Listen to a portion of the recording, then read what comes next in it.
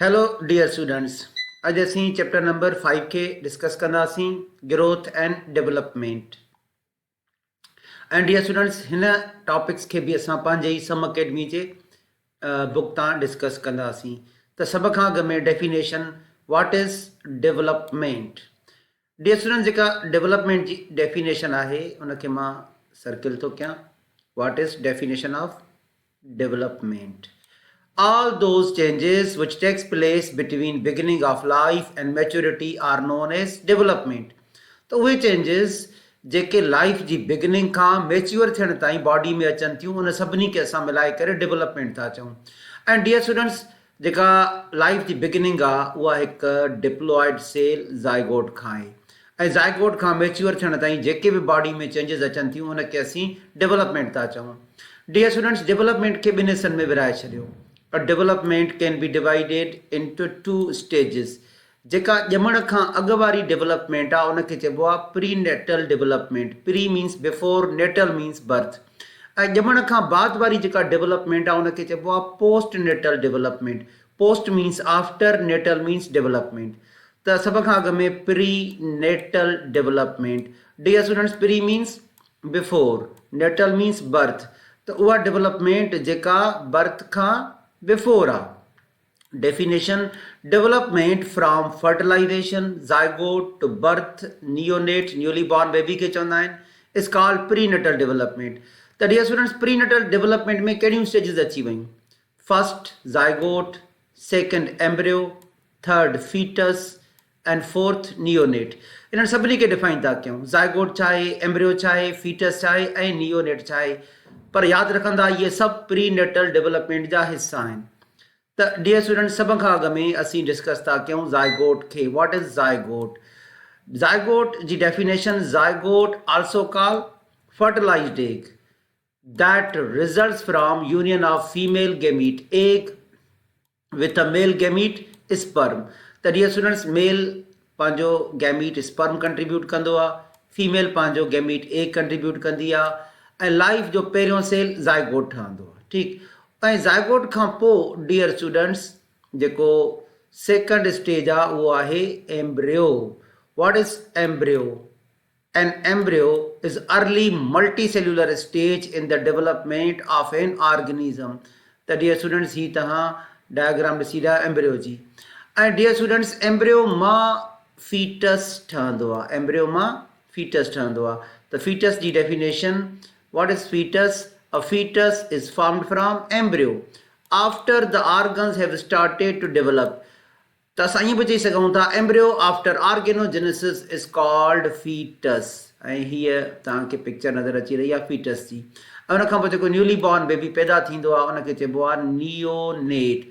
What is neonate? A new born child और other mammal. त इहे स्टेजिस हुया प्री नेटल डेवलपमेंट जा। कहिड़ा कहिड़ा? Zygote, embryo, fetus, neonate. हाणे डियर स्टूडेंट्स, असीं डिस्कस कयोसीं प्री नेटल डेवलपमेंट खे। ठीकु आहे। ऐं प्री नेटल डेवलपमेंट में एम्ब्रियोलॉजी पढ़ाई वेंदी आहे, छो त एम्ब्रियो प्री नेटल स्टेज आहे। Embryology, what is embryology? The study of changes during pre natal development period is called embryology.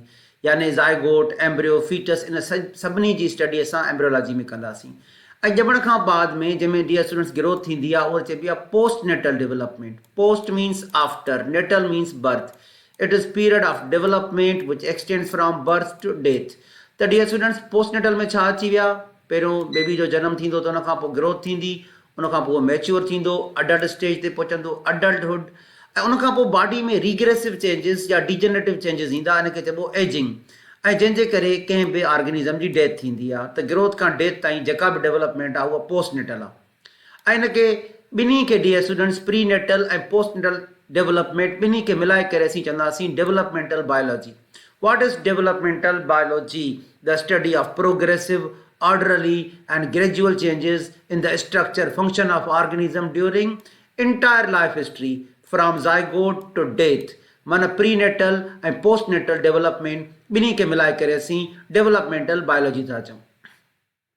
उनखां पोइ हिकिड़ो शॉर्ट टॉपिक आहे what is difference between embryology and developmental biology. Very simple dear students, embryology सिर्फ़ ऐं सिर्फ़ pre natal development में पढ़ाई वेंदी आहे, पोस्ट नेटल में न। ऐं जॾहिं त डेवलपमेंटल बायोलॉजी हिकिड़ो ब्रॉड टर्म आहे, उन में प्री नेटल डेवलपमेंट बि अची वई ऐं उन सां गॾु गॾु पोस्ट नेटल डेवलपमेंट बि अची वई। So embryology is the only concern with embryo. तव्हां हिनखे प्री नेटल डेवलपमेंट बि चई सघो था, जॾहिं त डेवलपमेंटल बायोलॉजी हिकिड़ो ब्रॉड टर्म आहे। Developmental biology is a larger group that may occur in other stages such as development of secondary sex characters in humans। इनके डियर स्टूडेंट्स मां एक्सप्लेन कयां।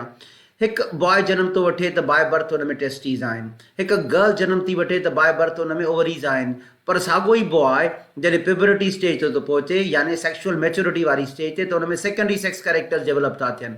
ऐं साॻी गर्ल जॾहिं हिकु प्यूबरिटी स्टेज मैच्योर स्टेज थी पहुचे त उन में बि सेकेंडरी सेक्स कैरेक्टर्स डेवलप था थियनि। त इहो आहे एग्ज़ाम्पल सेकेंडरी सेक्स कैरेक्टर्स जो, जेके मां तव्हांखे अॻु में ई पढ़ाए चुको आहियां।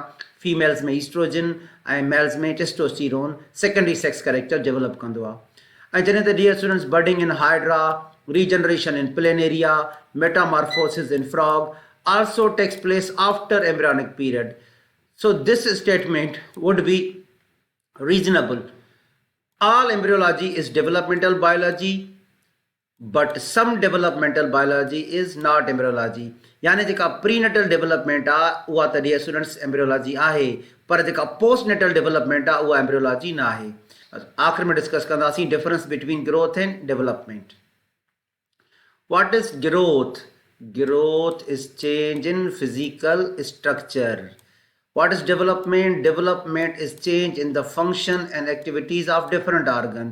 जिन जो मां हाणे एग्जाम्पल ॾिनो त जॾहिं हिकु बॉय मैच्योर थो थिए या हिकु गर्ल मैच्योर थी थिए त सेकेंडरी सेक्स कैरेक्टर डेवलप था थियनि, टेस्टिस जी एक्टिविटी चेंज थी थिए ऐं गर्ल्स में ओवरीज़ जी एक्टिविटी चेंज थी थिए। Growth is increase in quantity, for example increase in height. ऐं उन खां अलावा increase in the height of different organs is called growth. For example जॾहिं हिकु ॿारु वॾो थो थिए, एज चाइल्ड ग्रोस लार्जर, उन जा मसल्स जेके आहिनि उहे लॉन्गर था थियनि, माना इहा मसल्स जी ग्रोथ आहे। पर डियर स्टूडेंट्स जॾहिं हुन मसल्स सां हू वॉकिंग शुरू थो करे त इहा हिकिड़ी क़िस्म जी क्वालिटी आहे। सो development is increase in both, quantity सां गॾु गॾु क्वालिटी बि वधे थी। फॉर एग्जाम्पल हाणे मसल्स त बाय बर्थ हुया, मसल जी जेका ग्रोथ बि थिए त उनखे असां ग्रोथ ई चयोसीं, ठीकु आहे। पर जॾहिं मसल्स में कुझु ख़ासि फंक्शन डेवलप थींदा, muscles of the leg become strong, child begins to creep, पहिरियों उहो ईअं सम्झो त बंबड़ा पाईंदो, देन स्टैंड, उहो बीहणु सिखंदो, देन इट स्टार्ट वॉकिंग। इहा सभु डेवलपमेंट आहे, मसल जे ज़रिए एक्टिविटी में चेंज अची रही आहे। So this creeping, standing, walking are called development. And dear student physical growth stops after attaining maturity, पर डेवलपमेंट अञा बि कंटिन्यूअस कंदी, कंटिन्यूअस प्रोसेस फ्रॉम वॉर्म टू टॉम्ब, यानी पींघे खां क़बर ताईं, ॼमण खां मरण ताईं। त डेवलपमेंट हिकिड़ो कंटिन्यूअस प्रोसेस आहे। Thank you dear students, wishing you all of the best.